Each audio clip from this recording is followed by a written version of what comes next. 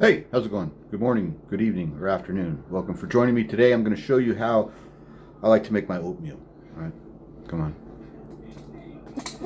All right, so this is an average uh, oatmeal, how I do it regularly.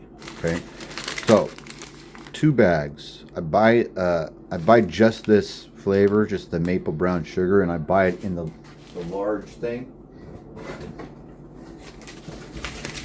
This is Quaker Oats.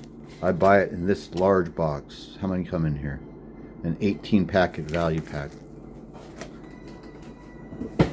So I use 2 of these. There are directions on these, like how to do it, like the way that we did it when we were kids. Or as an adult, I used to follow the directions as well. You know, when I was just doing 1 packet and I was actually just kind of following the directions. Making oatmeal the way that you're supposed to if you follow the directions, but I don't do it that way anymore. But I still do add hot water, but I don't boil the water or like I used to in the old days. All I do with this, come over here, the sink's fairly clean. I turn this is pretty hot. It'll get hot in just a second.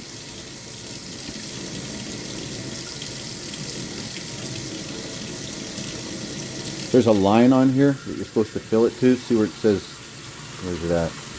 Where's the fill line?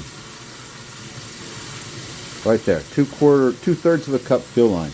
Ooh, that's hot. So, yeah, that's it. So we're gonna go right to that line, or maybe a little bit more even. It's no big deal.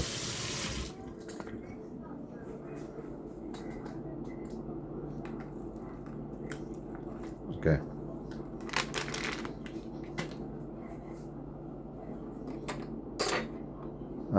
No need to stir now. You can just let that sit for a second, because the next step is some 6-star triple chocolate. Is triple chocolate whey protein. We don't need a whole bunch of this. This is just to add a little flavor or taste here into this thing that we're doing, and also add some more protein to it. So just take 1 spoonful. And this you can add to taste, right? Next step, which is my favorite part because I really like how Greek yogurt makes it taste. So I get the plain.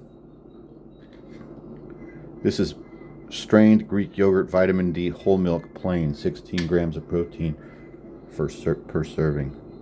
So I get in here, I kind of mix this around because it's watery, right? It's like sour cream.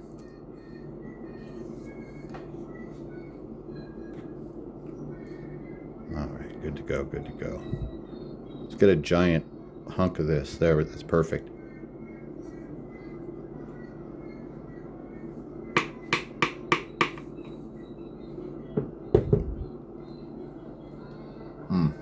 Alright, blackberries.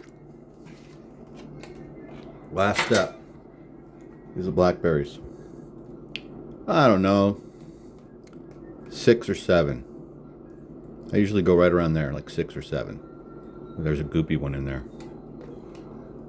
That should do it right there. We got 7.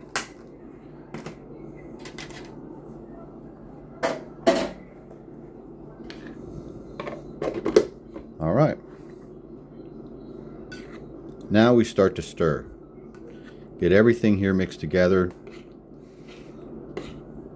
This is a pretty healthy snack or breakfast. I do both things. Sometimes this will be a snack in place, or breakfast that is in place of what used to be sweetened breakfast cereal. Because I still do buy and eat sweet breakfast cereal, but I don't do it every day like I used to. Like every day I used to have like a bowl of honeycombs or Captain Crunch, something like that. Corn Pops, Super Sugar Smacks, you know. This is much healthier. This is, even though there's a lot of sugar, well, there's not too much sugar in here now that I think about it. Just probably the oatmeal, the stuff that's mixed in with the oatmeal, the maple, this stuff. So it's got this kind of runny consistency. It's always like this.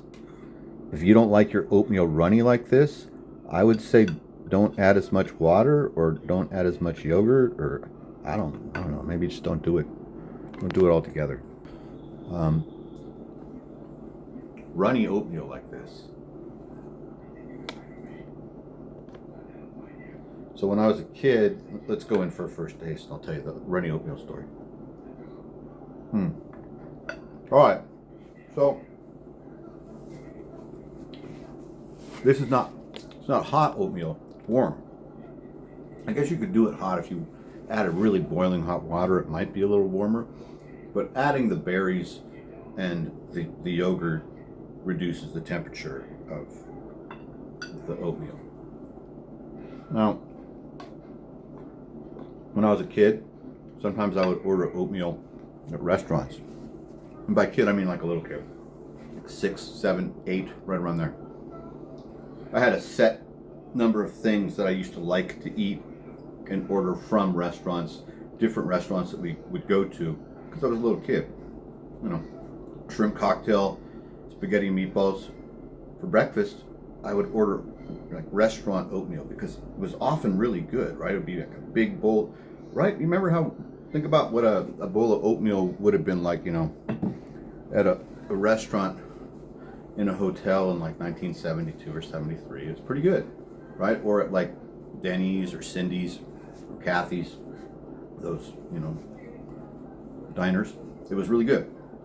So we went to Ensenada. So we're in Mexico, you know, me and my mother and my siblings.